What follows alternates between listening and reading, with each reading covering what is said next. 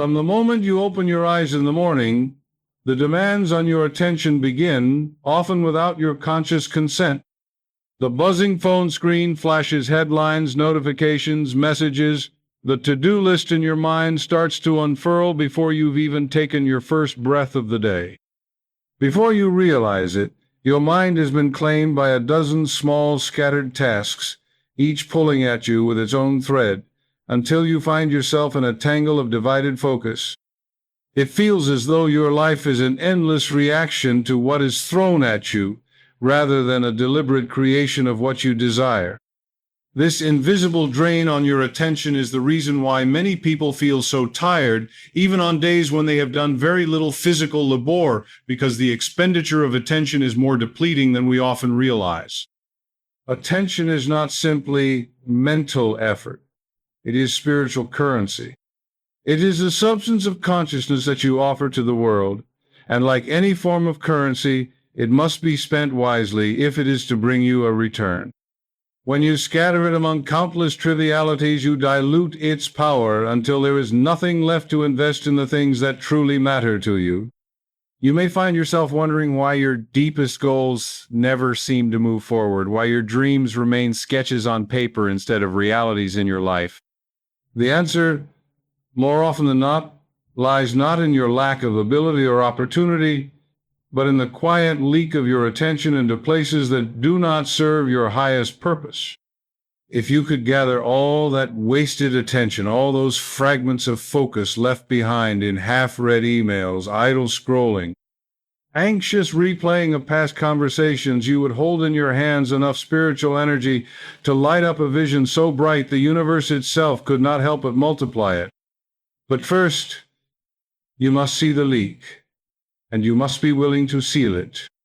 What you give your attention to is not simply what you notice, it is what you invite into your life, polish with your energy, and ultimately multiply through the quiet mechanics of the mind. The world around you is, in many ways, a mirror that reflects back the images you hold steadily before it. If your attention is consumed by worry, the mirror will dutifully reflect situations that confirm and justify that worry. If your focus rests on lack, you will find endless evidence of shortage, until the entire frame of your life seems painted in muted tones of not enough.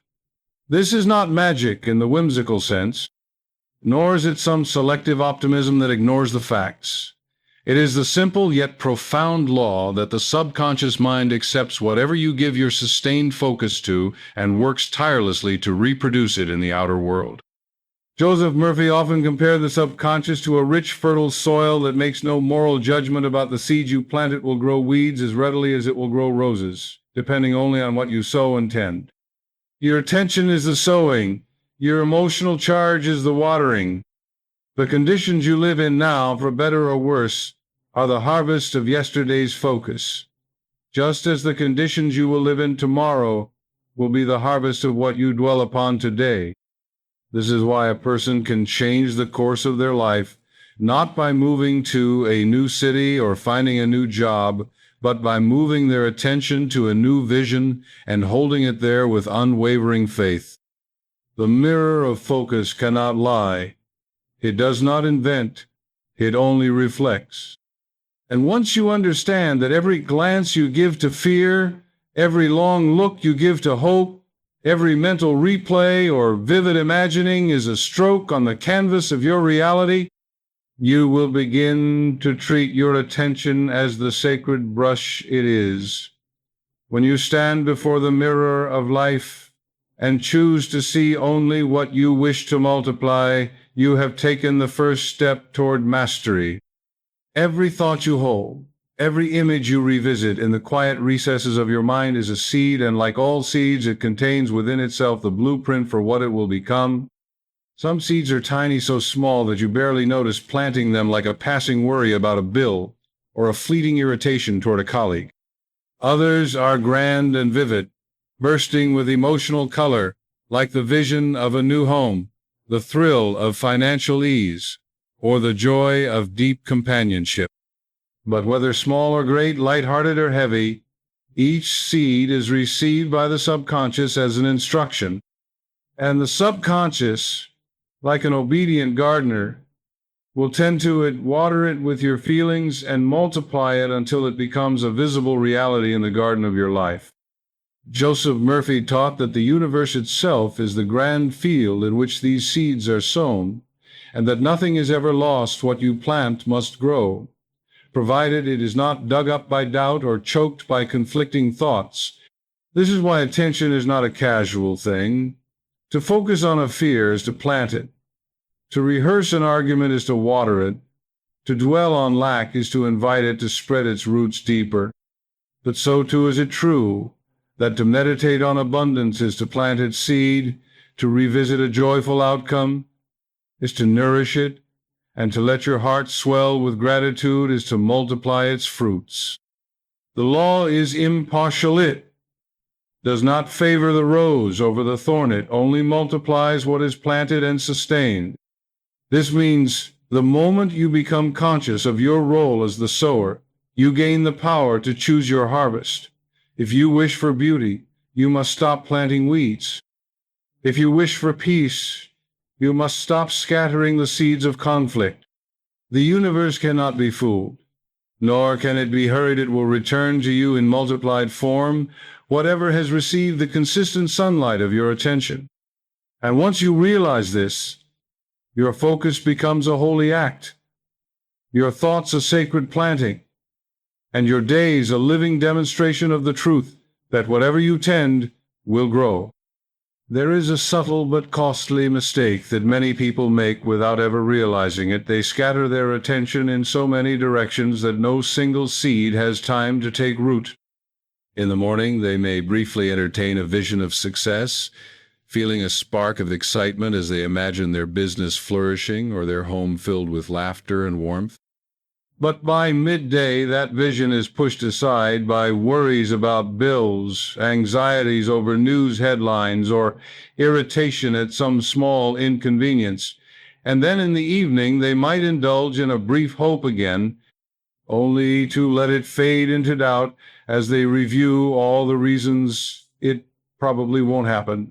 This is what Joseph Murphy would call mental cross-currents, the tug of war in the mind, where each positive image is undone by an asperger's opposing one, each prayer canceled by a contradictory thought.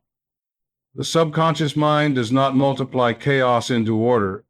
It multiplies the dominant pattern it receives. And when your attention is divided, there is no clear dominant pattern, only a mixture of seeds, some producing roses, some producing thorns, until your harvest becomes a tangled, inconsistent mess. The hidden price of divided attention is not only slow progress, it is the subtle erosion of faith. Each time you water a weed of worry, you train yourself to expect its growth, and in time, you come to see that expectation fulfilled. The universe, patient and unjudging, will keep delivering in proportion to your most consistent focus. And so the work becomes not a frantic attempt to make things happen, but a calm and deliberate discipline of choosing what you will magnify, what you will revisit, what you will allow to occupy the fertile soil of your mind. When you give one vision your steady, undivided attention, you place the full force of the law behind it, and in that unwavering gaze, the universe has no choice but to multiply it into form. Imagine holding a magnifying glass over a piece of paper on a sunny day. The sunlight is already there, spilling across the ground, warm and gentle, yet harmless. But when you bring the lens into focus, directing all those scattered rays to one small point, the heat intensifies until it ignites a flame. Your mind operates in exactly the same way. The energy of thought is always present, flowing through you in every waking moment, but it is diffuse, spread over dozens of small concerns, fleeting ideas, and shifting emotions. In this scattered state, it warms nothing deeply, changes nothing profoundly. Yet the moment you concentrate your attention, when you hold one clear image, one decision, one truth steadily before the inner eye, you focus that diffuse power into a beam so intense that it can burn through obstacles and set the process of creation into motion. Joseph Murphy often reminded his readers that the subconscious responds to sustained mental images, not to passing whims or half-hearted affirmations. The magnifying glass cannot start a fire if you keep moving it, no matter how bright the sun may be. Likewise, your attention cannot multiply your good if you keep shifting it from one desire to another, from faith to doubt, from vision to distraction. The key is to choose deliberately what you will magnify, knowing that whatever you hold in that unwavering focus will begin to gather momentum in the unseen, drawing to itself people, resources, and opportunities that match its nature. Your mind is the lens, your attention is the adjustment.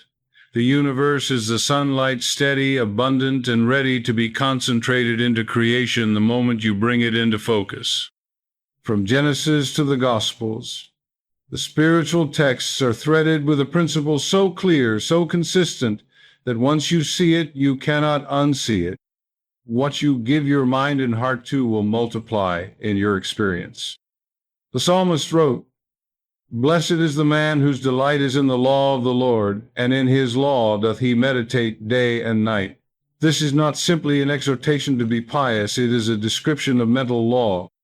To meditate day and night means to give sustained attention, to let the mind dwell in the imagery, truth, and feeling of a chosen reality until it becomes the atmosphere you breathe. Jesus expressed the same principle in different words. "To him that hath shall be given, and he shall have abundance." At first, this seems almost unfair, but it is a spiritual law disguised as a paradox. Hath here refers not to material possessions, but to a state of consciousness. If you hold a consciousness of abundance, of health, of divine favor, you will receive more of it, because the mind attracts and multiplies the state it habitually entertains. If, on the other hand, your attention is fixed on lack, fear, or resentment, you are having that state, and the law will multiply it for you just as faithfully. Scripture is not offering us a moral reward system here. It is giving us the operating manual for the mind. Attention is the soil, thought is the seed, and the law ensures that whatever seed you plant and tend will bear fruit after its own kind. The question is never whether the law is working. The question is, what have you placed in its keeping?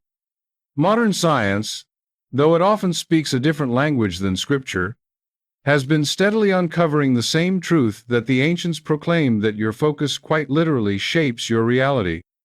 In neuroscience, there is what is called the reticular activating system, a network in the brainstem that acts like a filter, deciding which of the countless bits of information flooding your senses will rise to the level of conscious awareness.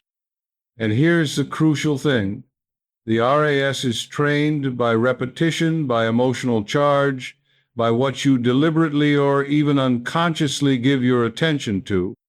If you continually focus on scarcity, on obstacles, on reasons why something cannot be done, your RAS becomes finely tuned to detect evidence that confirms those expectations, and it will ignore or filter out the signals that point toward abundance, opportunity, and solutions.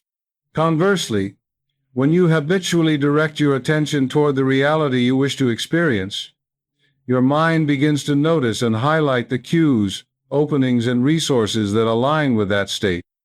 Psychologists call this selective attention, and it is the mental mechanism that turns the law of attention from an abstract spiritual principle into a daily, tangible experience.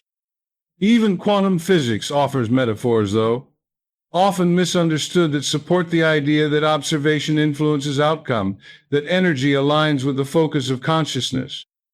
Whether you stand in a pulpit or a laboratory, the conclusion converges. The universe is not indifferent to where you place your gaze.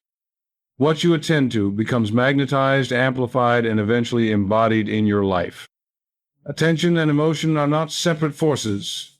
They are partners in creation, each amplifying the other in a self-reinforcing loop that can either lift you into abundance or drag you into struggle.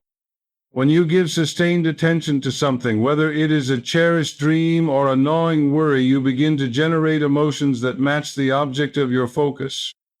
If you dwell on an imagined scene of success, fulfillment, and joy, you feel those emotions rising naturally, as though you were already there. The subconscious, unable to tell the difference between what is vividly imagined and what is physically experienced, takes those feelings as proof that the condition is real and begins organizing your inner and outer world accordingly. But the reverse is equally true. Fixating on fears, grievances, and worst-case scenarios produces a cascade of anxious or heavy emotions, which then bind your attention even more tightly to the very conditions you wish to escape. Over time, this creates a closed-circuit, attention-feeding emotion-feeding attention until it becomes the dominant vibration of your life. The key to mastery lies in consciously choosing the point of entry into this loop. By deliberately placing your attention on what is wanted and nurturing the feelings that match it, you set in motion a virtuous cycle that builds momentum with every passing day. And because emotion acts as the fuel that powers the creative engine of the mind, the more deeply and joyfully you feel what you focus on, the faster the universe multiplies it in your experience. Most people drift through their days scattering their attention like loose change, unaware that every thought they linger on is a seed being sown in the fertile ground of the subconscious. They give their best mental energy to random irritations, passing gossip, or the steady drip of fear-laden news, never realizing that they are feeding life into the very things they would rather avoid. This is the habit of unconscious attention, living in reaction rather than creation, allowing the sights, sounds, and moods of the outer world to dictate the inner focus. To break this habit is not a matter of becoming tense or rigid, straining to control every flicker of thought, but rather of awakening to the truth that your attention is precious and finite, and therefore must be spent with intention. The first step is awareness, catching yourself in the act of pouring attention into something that does not serve your highest good. The second is redirection, without judgment, gently turning your mind toward an image, idea, or feeling that reflects the life you actually want to live. At first, the old patterns will try to pull you back, for the subconscious loves familiarity even when it is painful. But each time you choose deliberately, you are rewiring the pathways of focus, building a new default setting in which your attention naturally gravitates toward what uplifts and expands you. Over time, the pull of the negative weakens, and the magnetic draw of your desired reality grows stronger until giving your attention consciously is not an effort at all, but a joy. Deliberate focus is not a one-time decision. It is a living, breathing practice that must be renewed each day, just as you nourish the body daily to keep it strong. Think of your attention as a beam of light. Where you direct it, growth accelerates. Each morning before the noise of the world seeps in, you can choose to point that beam toward the images, affirmations, and ideas that match the life you are calling into being. This is not about ignoring challenges or pretending difficulties don't exist. It is about giving the majority of your energy to what you want multiplied, so that the challenges become smaller in proportion and solutions emerge naturally. The practice begins with intention, perhaps a single statement such as, "Today I give my attention to that which increases my joy, my peace, and my prosperity." From there, you become a watchful steward of your mind, noticing when it drifts to what is unwanted and gently guiding it back without scolding yourself. Over time, this becomes a rhythm as natural as breathing. Focus, drift, return. Focus, drift, return, each return, reinforcing the habit of conscious attention. And with every return, you are telling the universe again and again, "This is what matters to me. This is what I choose to see multiplied." In this way, deliberate focus becomes less an effort and more a way of being, an unshakable alignment between the inner gaze and the outer good that follows it. Imagine for a moment that your mind is the richest soil on earth, capable of producing anything planted within it. The thoughts you give your attention to are seeds, each carrying the potential to grow into towering realities. Now, just as a farmer does not plant thorns and expect roses, you cannot give your attention to fear, resentment, and limitation and expect to harvest joy, abundance, and peace. The soil does not argue, it does not discriminate, it accepts whatever is sown and multiplies it. This is the law Joseph Murphy so often reminded us of. The subconscious is fertile beyond measure, but utterly impartial. Plant a seed of lack, and it will grow lack. Plant a seed of wealth, and it will grow wealth. The power, then, lies not in the soil, but in the seed what you choose to give your attention to day after day. And here is where most people misunderstand. They believe they can plant one seed in the morning through an affirmation and then spend the rest of the day planting weeds with careless thoughts, yet still expect the original seed to flourish. The truth is, the crop reflects the dominant planting. If you wish to see the universe multiply good, you must return again and again to those seeds of good, planting them in abundance until they become the only crop the soil can produce. When you understand this, you become both gardener and guardian of your inner field, tending it with love, weeding out what does not belong, and rejoicing in the certain harvest that follows focused, faithful planting. The subconscious mind is not a silent spectator in your life. It is an infinitely creative engine, ceaselessly at work, magnifying and reproducing whatever receives the bulk of your attention. It functions much like a great echoing chamber. Speak into it once with enough feeling, and the vibration reverberates endlessly, touching every aspect of your being. But here is the subtle truth Joseph Murphy emphasized. This inner faculty does not merely echo, it expands.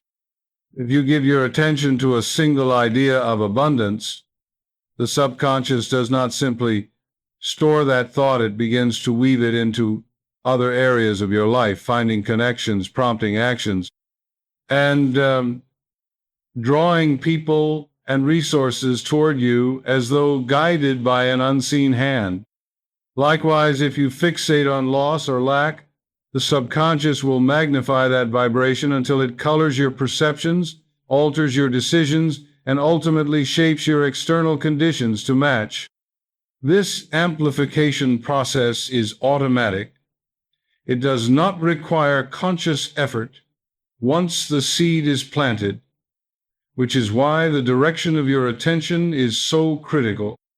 The universe appears to multiply what you focus on, but in truth it is your own inner mind carrying out that multiplication under an immutable law. When you grasp this, you begin to see attention not as a casual mental act, but as the setting of a cosmic amplifier capable of turning a whisper of belief into the full symphony of lived experience. To understand the true power of attention, you must see it as more than a passing glance of the mind. You must recognize it as an investment of your most valuable currency, emotion. When you give sustained attention to an idea, you are not merely thinking about it. You are feeding it the energy of your feelings, the warmth of your inner fire, the substance that turns a faint outline into a living reality. The subconscious responds most strongly not to dry, mechanical thoughts, but to thoughts saturated with feeling. Imagine attention as sunlight and emotion as heat together. They cause the seed of an idea to germinate and burst into growth. When you focus on something with delight, anticipation, and gratitude, you are quite literally enriching it with the nutrients it needs to flourish in your experience. Conversely, when you give attention to fears or grievances with the same intensity, you invest in their growth, often wondering later why they loom so large in your life. The universe mirrors back the emotional tone of your attention, not simply the topic of it, which is why two people can think about money and have entirely different results, one with joy and expectancy, the other with worry and doubt. Attention is never neutral, it is always charged. And the charge you choose determines whether the multiplication you receive is a harvest of blessings or a tangle of weeds. To master this law is to become a conscious investor, directing your emotional capital only toward what you wish to see multiplied. One of the most liberating truths you can embrace is that the problem itself is never where the solution lives. The problem is the outer symptom, the visible ripple on the surface of the pond. The solution exists in a different frequency, a higher state of awareness that you can only enter by shifting your attention. Yet most people, with the best of intentions, make the mistake of staring harder and harder at the problem, thinking that sheer scrutiny will somehow dissolve it.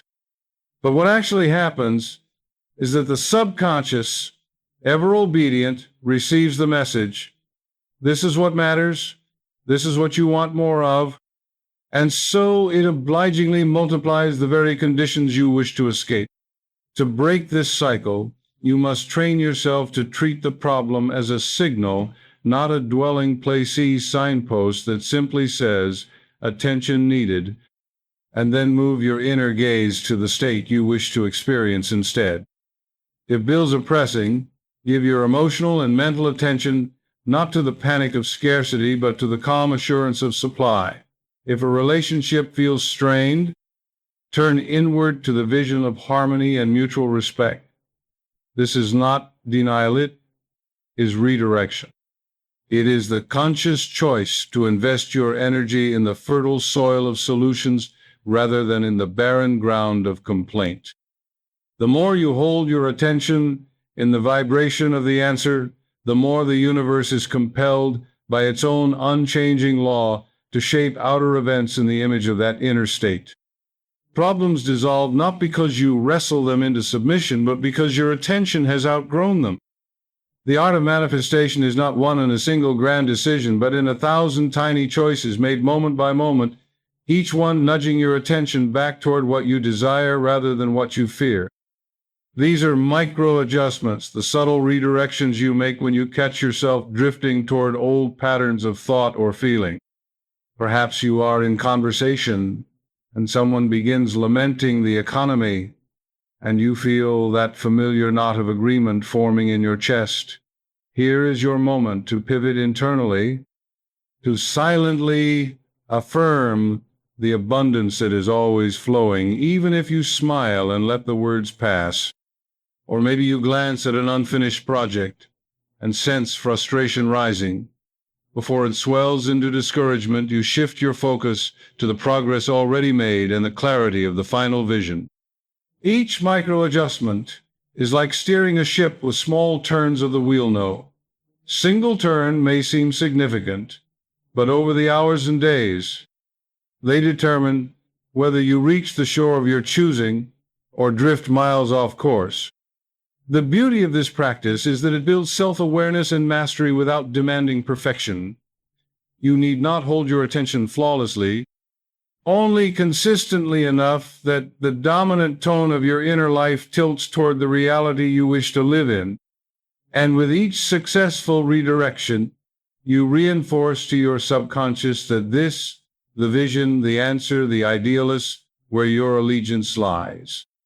Over time, these micro-adjustments become second nature, and your attention begins to rest almost automatically in the fertile ground where the universe can multiply it.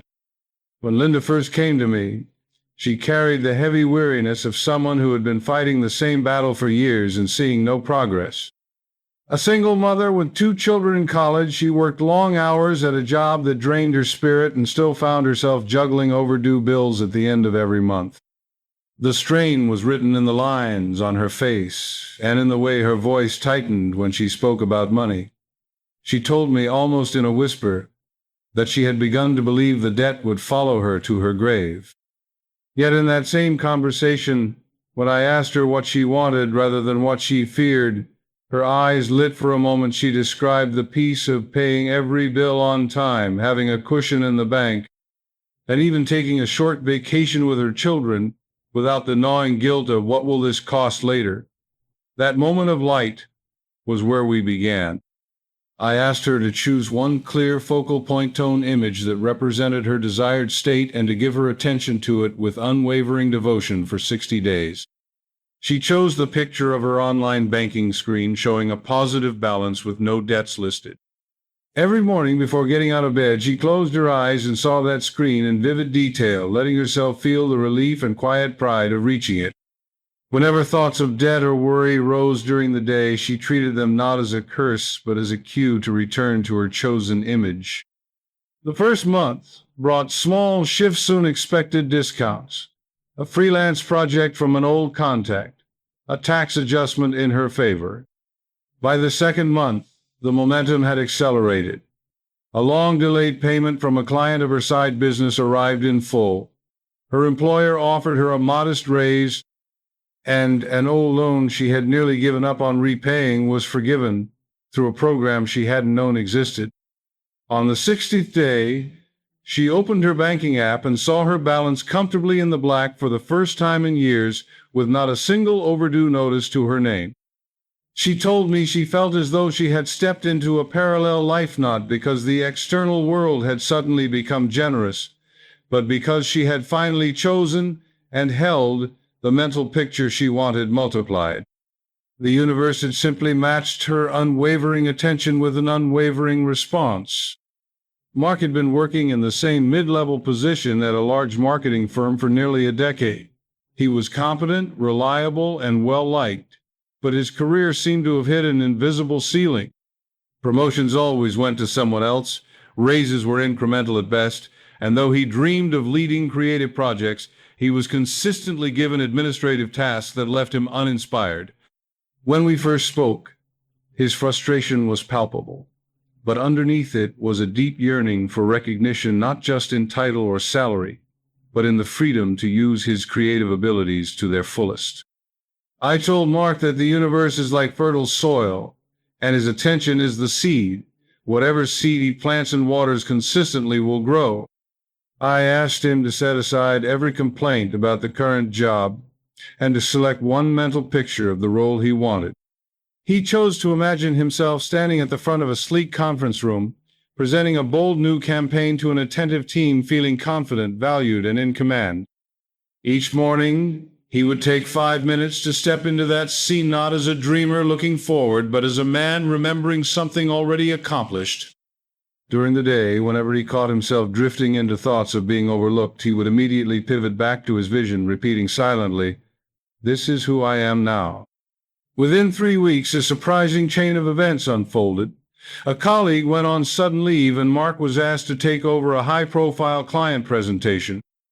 His preparation was fueled not by nerves, but by the quiet certainty he had been rehearsing in his mind for weeks. The presentation was a success, so much so that the client specifically requested to work with him moving forward. By the end of that quarter, Mark was officially promoted to creative director, complete with a substantial raise and the freedom to lead the kind of projects he had once only imagined. When I asked him what had changed, he smiled and said, "Nothing in the company changed at first, only my attention. But once that shifted, everything else rearranged itself to match it." His story is proof that when your focus is unwavering and your inner picture clear, the external world has no choice but to reflect it back to you. Elena's story is one of the most profound demonstrations of how the mind's focus can influence not only circumstances, but the body itself. For years, she had struggled with chronic fatigue and a series of health issues that seemed to multiply with every passing season. Doctors offered treatments that managed symptoms but never addressed the underlying cause. And over time, she found herself speaking and thinking more about her illness than about anything else in her life. "It became my identity," she told me, "as if I was walking around wearing a name tag that said exhausted and unwell." The turning point came when she heard the principle that whatever you give your sustained attention to multiplies, whether it is wanted or unwanted. That realization struck her like a bolt of lightning. She had been giving her mental energy to the very state she wanted to escape. We worked together to create a new mental image. Elena saw herself waking each morning with a surge of vitality, walking briskly along a sunlit path, breathing deeply, and feeling her body strong, light, and fully alive. She coupled this imagery with the words, "I am vibrantly healthy now," repeating them in moments when the old focus on symptoms tried to creep back. She even began a vitality journal, writing down each small improvement a day without pain, a longer walk than usual, a deeper sleep magnifying her awareness of progress. Within 2 months, her friends and family noticed a visible change. Her posture improved, her eyes shone with energy, and she had resumed hobbies she had abandoned years earlier. Medical checkups reflected the shifter lab results were stronger, and her doctor noted a marked improvement in her stamina. Elena later told me that the most miraculous part wasn't just the physical transformation, but the way her life opened up in other areas once she stopped feeding her attention to what was wrong. I realized I had been starving my health and feeding my illness, she said. Now I feed my health, and it grows stronger every day. Her journey is a living example that the same universal law that multiplies wealth or opportunity will multiply wellness when you focus on it with love, gratitude, and consistency. When we place the stories of Daniel's business turnaround, Clara's career breakthrough, Aaron's artistic prosperity, and Elena's health restoration side by side, the common threads weave themselves into a clear and undeniable tapestry of truth. These are not isolated miracles, nor are they dependent on luck, chance, or a select few being chosen for blessing. Each story began with a moment of self-awareness or realization that their dominant focus had been on what was missing, failing, or unwanted. That recognition was followed by a conscious decision to redirect attention toward the desired state, not as a far-off hope, but as a living reality to be experienced now. They each understood, in their own way, that attention is like sunlight. Wherever you consistently shine it, life will bloom. Another unifying element was the simplicity and constancy of their method. None of them overcomplicated the practice with a dozen affirmations, rituals, or desperate attempts to make things happen. Instead, they adopted a single mental focus, repeated it with feeling, and guarded it against intrusion from doubt or fear. In every case, the first signs of change were internal shifts in mood, posture, or sense of possibility, followed by external evidence that seemed to just appear, but in reality had been drawn into their experience by the magnetic pull of their renewed attention. These patterns reveal that the universe is impartial. It does not decide who is worthy of multiplication, but simply responds to the mental images and emotional energy we sustain. Whether the subject was money, work, art, or health, the same law applied with perfect precision. Focus on what you desire, hold it with gratitude and expectancy, and life will mirror it back to you in multiplied form. By now, you've seen enough living proof to know that what we've been exploring is not theory for theory's sake, but a law that works with the precision of sunrise. You've heard how ordinary people, facing very different circumstances, were able to redirect their focus, anchor themselves in a clear mental image, and watch the universe multiply it into forms both expected and wonderfully surprising. This is the point where inspiration must be married to action, not frantic, exhausting action in the outer world, but the kind of deliberate, consistent inner action that reshapes the blueprint in your subconscious mind. And that is exactly what the 7-day plan is designed to do. It is not 7 random exercises thrown together. It is a sequence that moves with the same rhythm as creation, itself establishing the seed of desire, nourishing it daily with attention and emotion, protecting it from the weeds of doubt, and allowing it to blossom without strain. Over the coming week, you will give yourself the rare gift of sustained, undivided attention to the reality you wish to multiply, and as you do, you will begin to experience the subtle, yet unmistakable shift from wanting to having, from hoping to knowing. Think of this plan as your scaffolding, It will hold your focus steady while the structure of your new reality rises around you, one brick of thought, one beam of feeling at a time. The next phase will walk you through this process step by step so that by the end of 7 days, you will not only see change, you will feel the foundation of a multiplied life firmly set beneath your feet.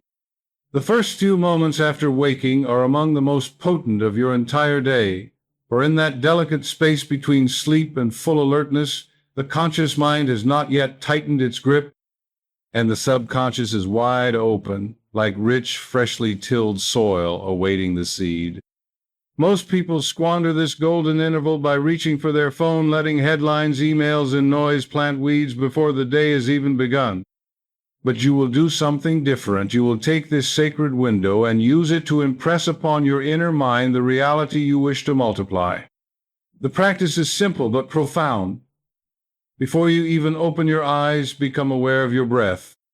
Inhale slowly and deeply, and as you do, bring to mind the image of your desired outcome, not as a distant wish, but as something that already exists. On the exhale, release any residual tension or thought of lack, as though you are clearing the field for abundance to grow without resistance. Then, with eyes still closed, speak silently or softly the phrase that will become your mental signature for the next 7 days.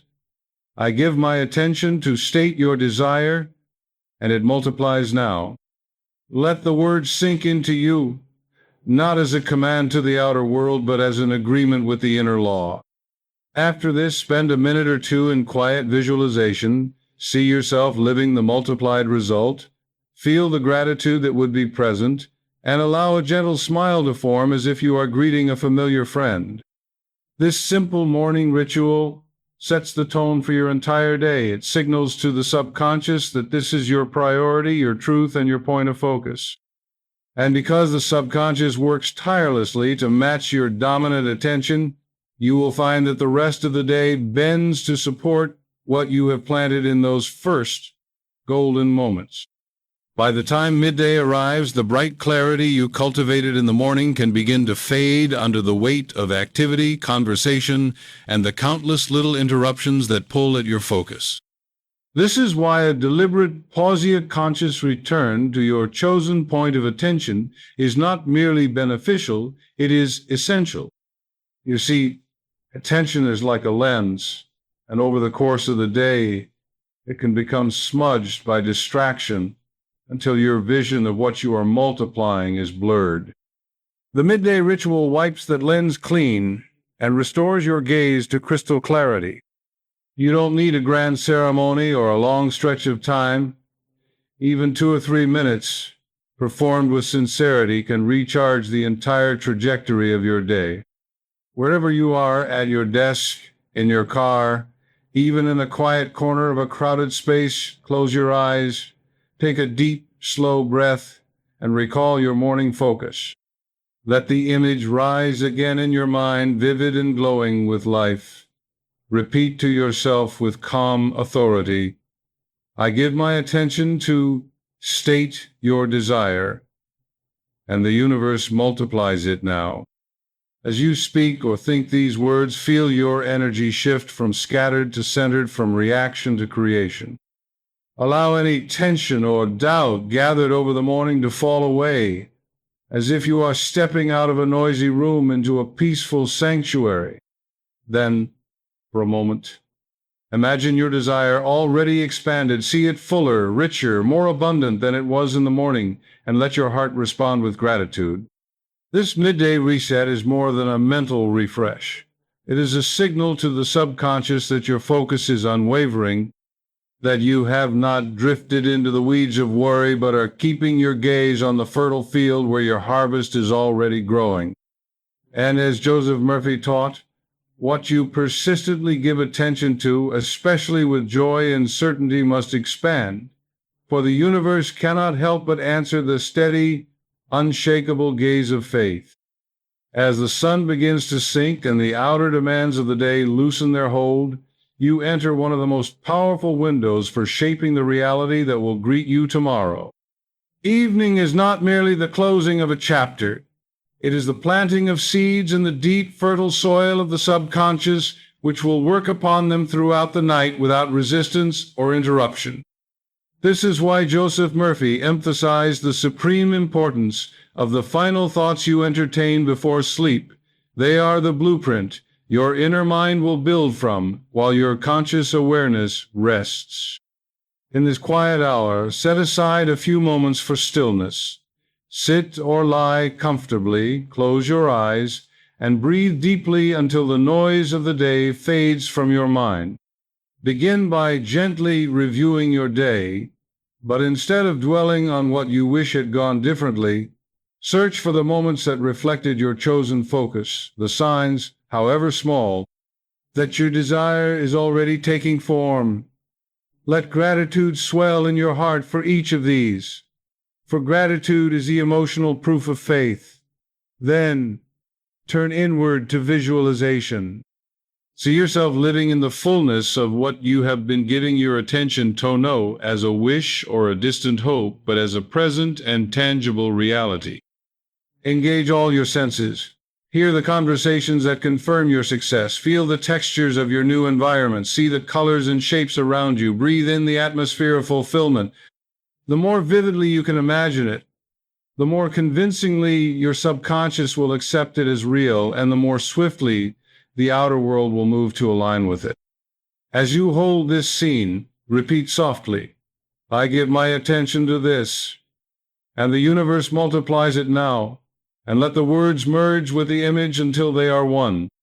When you finally drift into sleep, you will carry with you not the remnants of the day's distractions, but the living seed of your vision, planted deep in the rich soil of the mind where, as the ancients knew, unseen growth is constant, and the harvest is certain.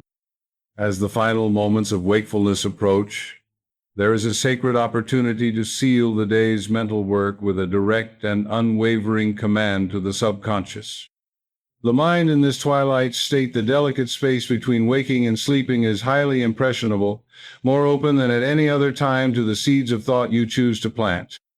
Joseph Murphy often taught that if you wish to change your life, you must first change the conversation you hold with yourself in these quiet, unguarded moments. For here, the conscious mind's critical guard is lowered, and the subconscious listens without question. Lying comfortably in bed, feel your body sinking into the mattress as your muscles release the day's tension. Let your breathing slow, smooth, and deepen until your entire being is calm. Then, with eyes closed, speak your chosen affirmation in a tone that is both gentle and authoritative, words that match the mental picture you have been holding all day. It may be as simple as, "I joyfully give my attention to my good and it multiplies endlessly now," or a variation that resonates deeply within you. Speak it slowly, savoring each word, allowing it to echo through the chambers of your mind like a bell that continues to ring long after it is struck. Between each repetition, pause and feel the truth of the statement sinking deeper, as though your entire being is quietly nodding in agreement. This is not a moment for effort or force. It is a moment of surrender to certainty. You are handing the instruction to your subconscious and trusting that it will take it, magnify it, and return it to you as form and experience. When you feel the affirmation has settled firmly within, release all thought of the how or the when. Rest in the assurance that the infinite intelligence within you has already begun its work. Sleep will carry this instruction into the deeper layers of mind, where it will be nurtured through the night, and by morning you will awaken not to the same reality you left, but to one that is already shifting in response to your focused attention. The morning is not merely the beginning of a new day, it is the canvas upon which you paint the tone and expectation for everything that will follow.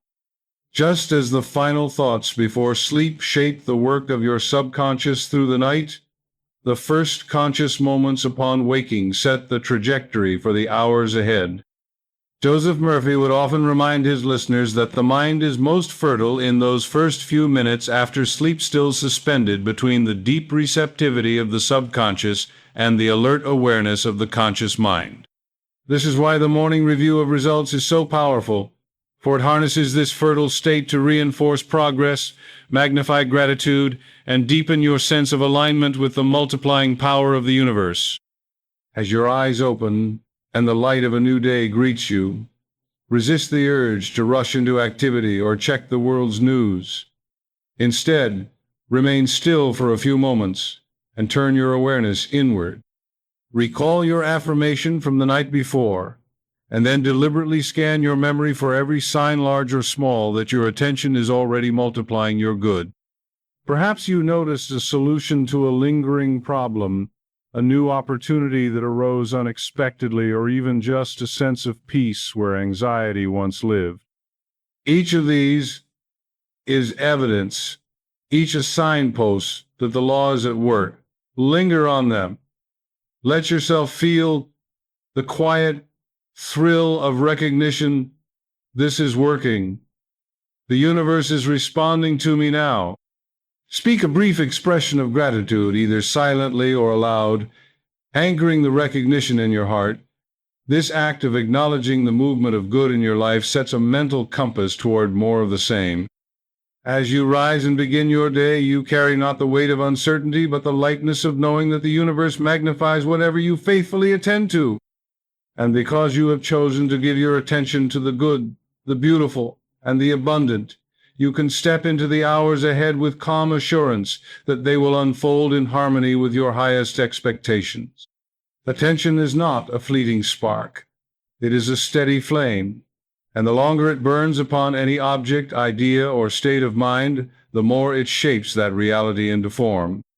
This is the essence of the law of accumulated attention, a law Joseph Murphy understood as the silent sculptor of destiny. Each thought you think, each image you hold, each feeling you nourish is like a drop of water falling upon the same spot. One drop makes little impression, but thousands, even millions, will carve channels through stone. So it is with your attention. The more consistently it rests upon a chosen good, the deeper the groove it cuts in your subconscious, and the more easily the current of life will flow in that direction. Many people scatter their attention like seeds thrown upon the wind, here a moment of faith, there a moment of worry, now a flash of gratitude, followed by an hour of complaint. The results they experience are equally scattered, because the subconscious can only multiply what is most consistently planted. But when you give your attention wholly and repeatedly to one vision, to a state of abundance, a feeling of health, a relationship filled with harmony, you are no longer throwing seeds to the wind. You are planting them in rich soil, watering them daily, and allowing the law to bring forth the harvest in its perfect season. This is why you must guard your attention as you would guard a treasure chest. Every hour you hold to your chosen vision adds to the momentum, compounding like interest in a bank of infinite resources. And just as a small stream becomes a mighty river through continual flow, so your good becomes inevitable when your attention remains unbroken and unwavering. The law is impartial. The law is sure. What you continue to give your attention to, you will continue to multiply until it stands before you in undeniable form. Every moment you direct your attention toward an idea, a goal, or a state of being, you are making an investment not in a physical bank, but in the invisible treasury of the subconscious mind, which never loses a single deposit. Just as a wise investor does not pour money into ventures that erode his wealth, so a wise seeker of truth refuses to pour attention into thoughts that deplete his spirit, diminish his faith, or drain his joy. Attention is the most valuable currency you will ever possess, for it is the means by which you purchase your future. Every image you revisit, every inner conversation you rehearse, every mental movie you play is a contribution into this account, and like any investment, it accrues interest over time. The subconscious compounds it, sending back returns in the form of experiences, circumstances, and encounters that match the emotional tone and content of what you have funded. If you continuously invest your attention in worry, you will receive dividends of tension, obstacles, and closed doors. But if you place that same attention into gratitude, creative ideas, and visions of your fulfilled desire, the returns will astonish you, doors opening where there were none, resources appearing as if by magic, relationships blossoming in unexpected ways. The market of spirit never crashes, and its only volatility is determined by the steadiness or fluctuation of your focus. That is why Joseph Murphy insisted that you make every thought count, for the smallest investment, if made consistently, can grow into a fortune of good. And unlike worldly investments, this one is available to all, costs nothing but discipline, and pays in forms far beyond the reach of mere currency. It pays in peace, in joy, in the effortless alignment of your outer world with the inner vision you have faithfully funded. To master your attention is not a matter of a single grand effort, but of many small, conscious acts performed faithfully throughout the day, each one reinforcing the truth that you, and not the shifting world, are the custodian of your focus. The first practice is to begin your day by deciding before you step into its currents exactly what states of mind you will inhabit. This decision is not about controlling every event that will arise, but about anchoring yourself in an inner atmosphere so steady that outer events are drawn into harmony with it. Upon waking, spend even 2 minutes envisioning the scenes, outcomes, and qualities you wish to experience, and declare silently, "I give my attention only to what multiplies my good." This simple act sets a filter in your subconscious, making it easier to notice what aligns and to disregard what distracts. The second practice is to establish what Joseph Murphy might call attention checkpoints during your day brief pauses, in which you ask yourself, where is my attention right now, and is it worthy of multiplication? If the answer reveals that you have drifted into complaint, doubt, or mental clutter, you gently withdraw your attention and place it deliberately upon something that reflects the life you intend to live. This is not about guilt or scolding yourself. It is about remembering that your attention is a creative force, and every moment you redirect it is a victory. The third practice is to sanctify your environment by filling it with images, words, sounds, and even scents that naturally hold your attention in uplifted states. A desk with a single inspiring quote in view, a phone background that reflects your dream fulfilled, a piece of music that instantly recenters you. These are all tools that keep your focus aligned without constant effort. When your surroundings become allies to your attention, you will find it easier to keep your inner gaze fixed on the substance of things hoped for, even in the midst of a noisy world. In time, these practices form a living shield around your mind, making it second nature to guard your attention and direct it only where you wish it to go. You will not be at the mercy of distractions, for your attention will be too valuable to spend on what does not serve you. And as you remain faithful in these small acts, you will watch with growing delight as the universe multiplies your chosen focus into a life rich with the very good you have been willing to behold. Affirmations, when spoken with feeling and consistency, act like steady beams of light, training your attention on the truth you choose to inhabit until it becomes the only landscape you can see. They are not idle words. They are conscious decrees that the subconscious accepts as instruction and then multiplies without question. When used daily, they guard the mind from wandering into unproductive territory, and they keep your inner gaze fixed upon the outcomes that reflect your divine inheritance.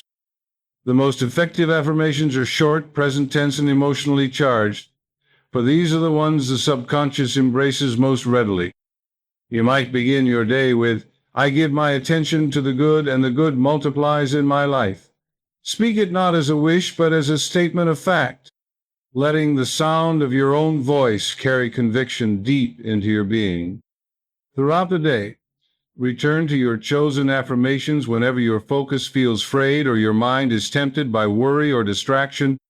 They act as mental reset buttons, pulling you instantly back to the fertile ground where your attention can work its magic. For variety and freshness, you may keep a small collection of affirmations, close it handwritten in a notebook, stored on your phone, or placed on slips of paper in your wallet. Phrases like, "The more I focus on the good, the more the good expands," or "I see only what I choose to see, and it is beautiful," or "My attention is my wealth, and I invested wisely," each carry a specific vibration that tunes your consciousness toward increase. The power of these affirmations lies not in sheer repetition, but in repetition with awareness. If you speak them mechanically while your mind runs elsewhere, their effect will be muted. But if you pause, breathe, and let the meaning sink into you, if you allow yourself to feel the reality they describe, then every declaration becomes a seed planted in the subconscious, a seed that will grow and bear fruit in the outer world.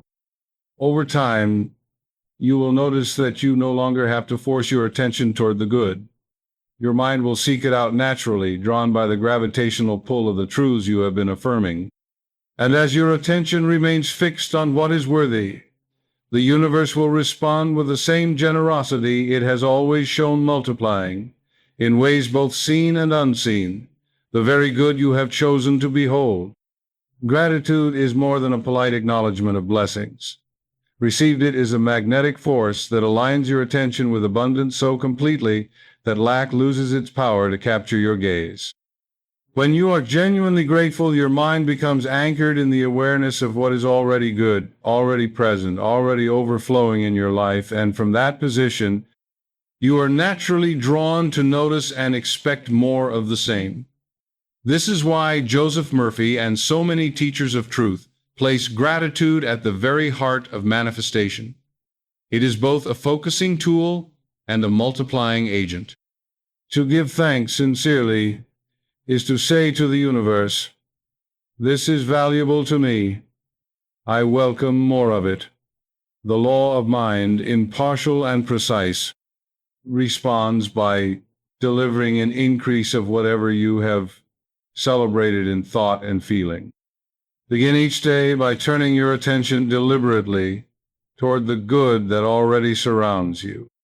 It could be as simple as the air filling your lungs, the light streaming through your window, the people who love you, or the opportunities that lie ahead.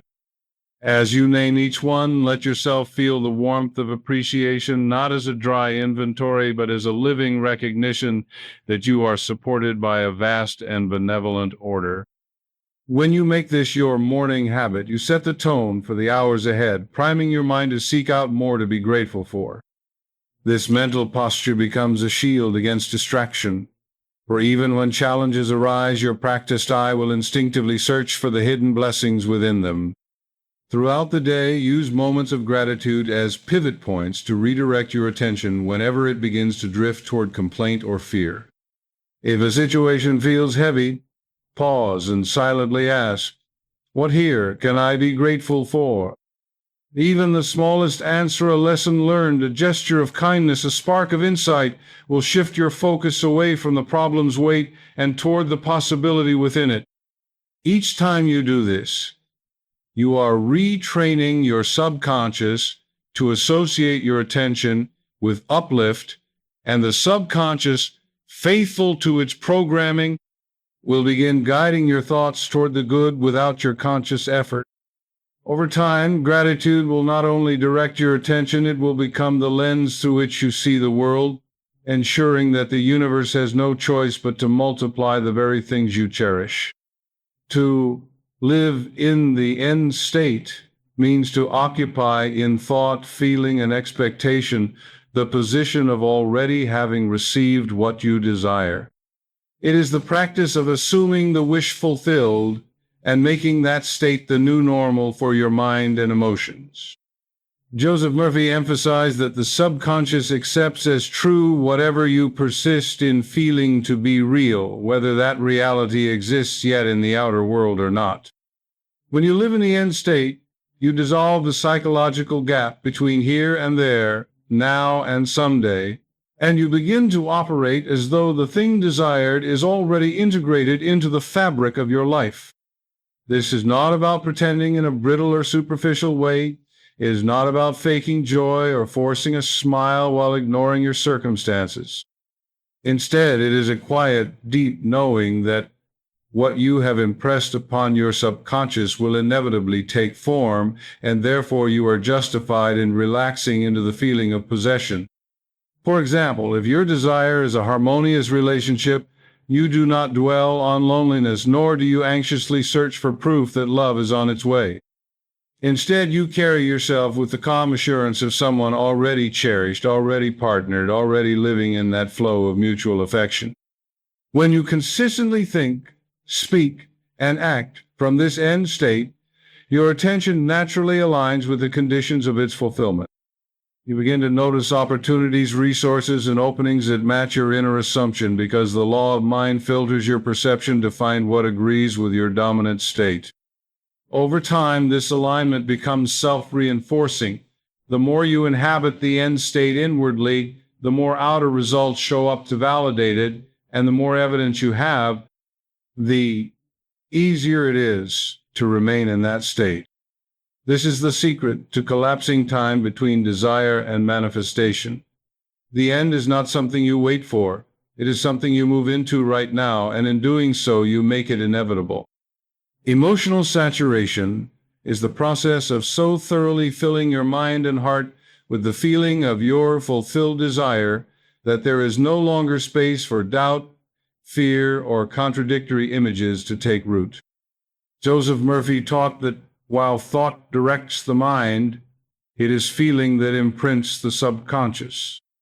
A thought lightly held will pass through like a breeze, but a thought soaked in emotion lodges deeply and begins to reproduce after its kind. Emotional saturation is not a momentary flash of excitement. It is the sustained and repeated bathing of your inner world in the emotional reality of your wish fulfilled until it becomes second nature to feel that way. This requires more than simply saying, "I'm happy now," or "I am wealthy," in a mechanical way. It calls for entering into the scene of your desired outcome so vividly through imagination, memory of similar feelings, or sensory rehearsal that your body responds as though the event is already happening. Your heartbeat may quicken, a smile may spread across your face, your muscles may relax or energize depending on the nature of your vision. This physiological cooperation is a sign that your subconscious is accepting the image and the associated feeling as real. And because the subconscious must externalize what it accepts, the more fully you saturate yourself with that emotion, the faster the outer world will begin to rearrange to match it.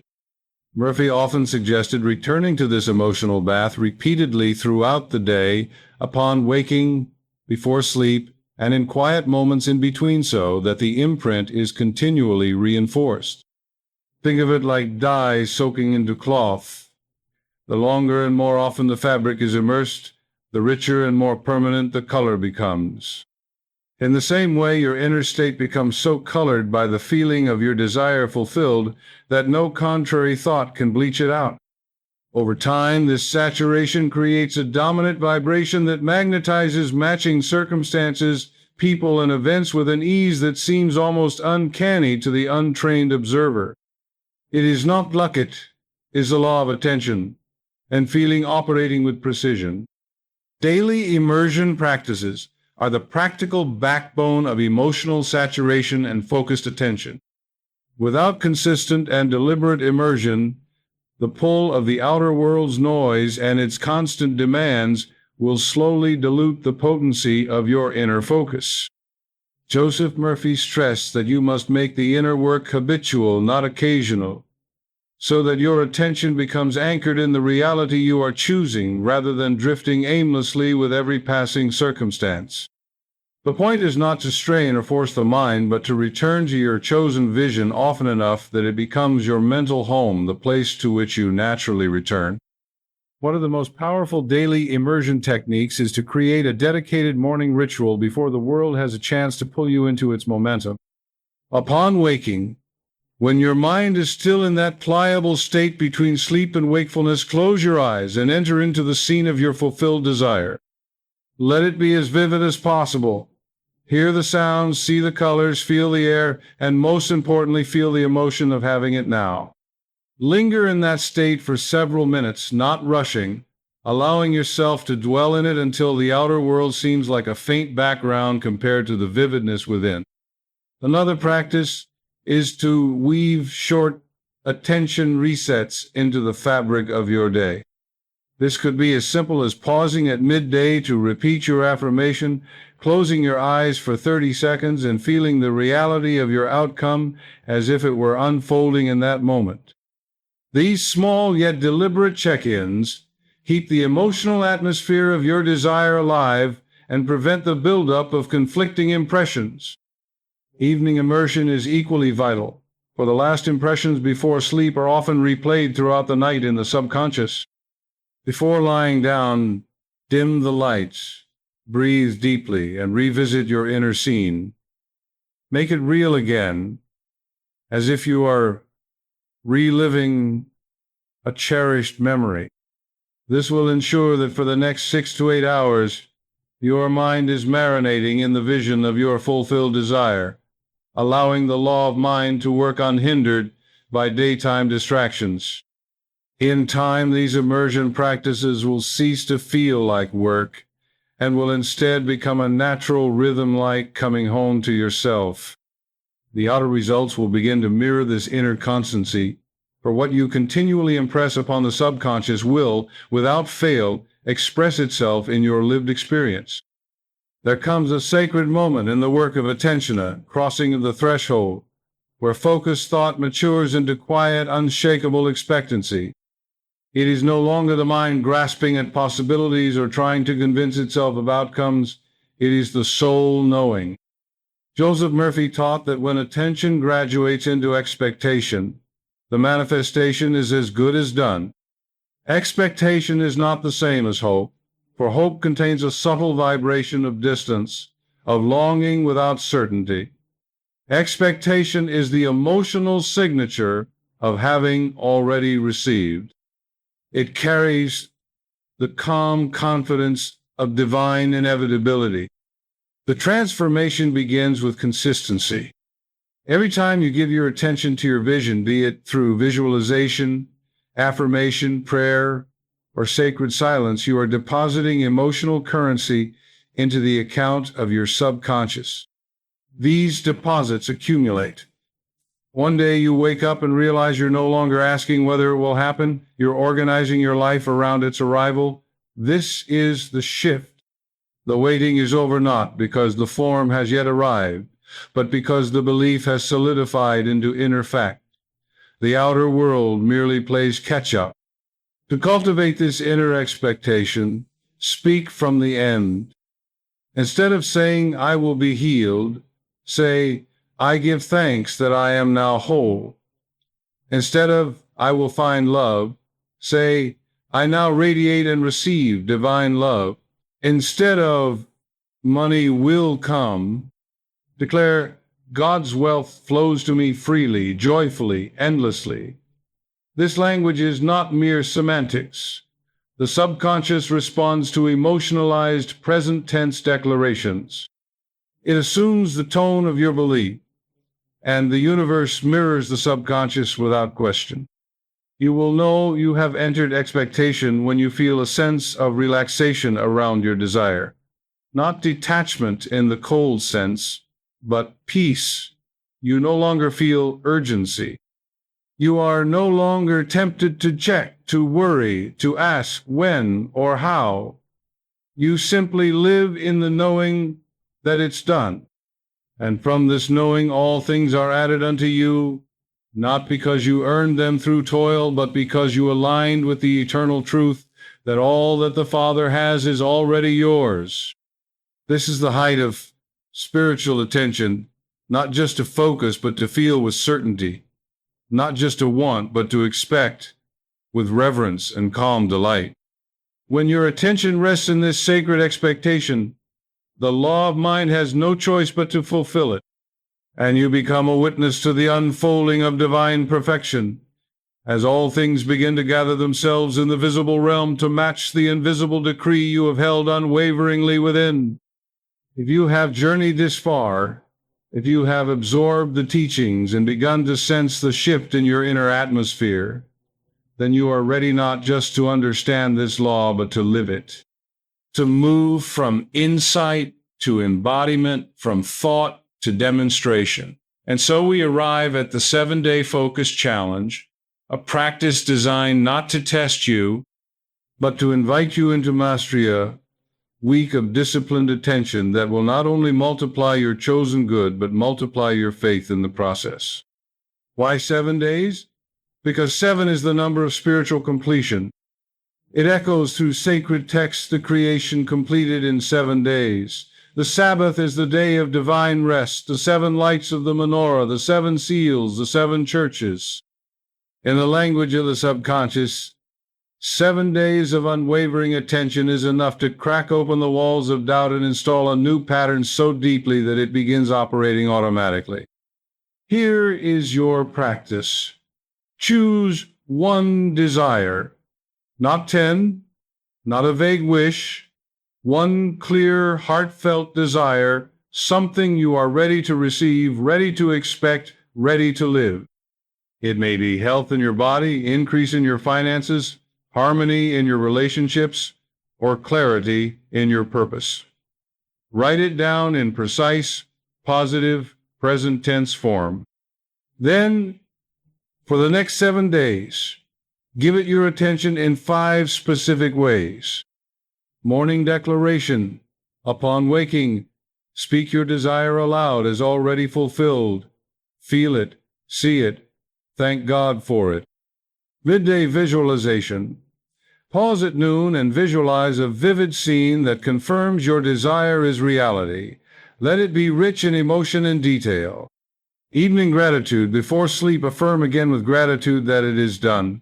Thank you, Father, that this is already mine. Focus journaling. Each day, write 1 paragraph about how your desire is manifesting now. Do not explain the how, just affirm the what. Mental substitution. Throughout the day, if your mind wanders to doubt or fear, gently redirect. Whisper to yourself, I give my attention to this, and the universe multiplies it. Do not break the chain. Do not dilute your focus with other goals. For these 7 days, live as though the answer has come. Feel it, expect it, speak it, celebrate it. This is not performance, it is alignment. It is the inward gesture of a soul no longer begging but receiving, no longer waiting but knowing. At the end of these 7 days, you will feel a shift, if not in outer form, then in inner certainty, and that certainty is the seed that ensures the harvest. The universe, governed by divine law, cannot do otherwise. It must multiply what you give your attention to. As we approach the conclusion of this journey, this sacred descent into the interior sanctum of attention and its law, we come not to an end, but to a beginning, cloaked in stillness and crowned with certainty. For what is a benediction, if not the final utterance that seals a transformation? A holy whisper that turns practice into principle and effort into embodiment? The moment has come for your final declaration, not spoken as an affirmation to impress the subconscious, but as a recognition that the subconscious has already accepted the impression, that the work is done, that the field is sown, and that the harvest is already rising toward you. Stand, if you are able, or sit with your spine lifted as though a golden thread were suspending you between heaven and earth. Breathe deeply, not to calm yourself, but to root yourself into the ground of certainty. Let the breath be your agreement with life, your handshake with the infinite. Place your hands over your heart, not as a gesture of emotion, but as an act of authority, anchoring your word in the most receptive soil of the body. Then speak. I now give my attention to that which is already mine in the unseen. I do not beg, I do not chase, I do not wait. I align, I accept, I multiply. The substance of God is responsive to my focus, And as I see it in the invisible, I know it appears in the visible. My world reflects my unwavering gaze, and my good comes rushing toward me. I am grateful. I am still. I am certain. And so it is. Let the silence that follows be a sacrament, a holy stillness in which no further effort is needed. Let it wash over you like the hush that settles after a symphony when the final note still lingers in the air and everyone knows something sacred has happened. Feel the vibration of your declaration extending outward through your body, through your thoughts, through your atmosphere, reaching itself into the patterns of consciousness that shape your tomorrows. From this moment on, every act becomes a sacred extension of your attention. Washing dishes becomes wealth practice. Walking becomes alignment. Conversation becomes declaration. You no longer divide the spiritual and the mundane because you now understand attention is your priesthood, your wand, your altar. You do not need to change the world. You only need to give your attention to the truth, and the world will reshape itself around it. And so, with reverence and readiness, step into the stream of multiplied goodness. Walk through your life as one who holds the key, and when others ask how your life changed, say only this: I gave my attention to what I chose, and the universe had no choice but to multiply it. Affirmation to carry forward: my attention is my seed, my prayer, my creation. I give it with intention, and I receive without limit.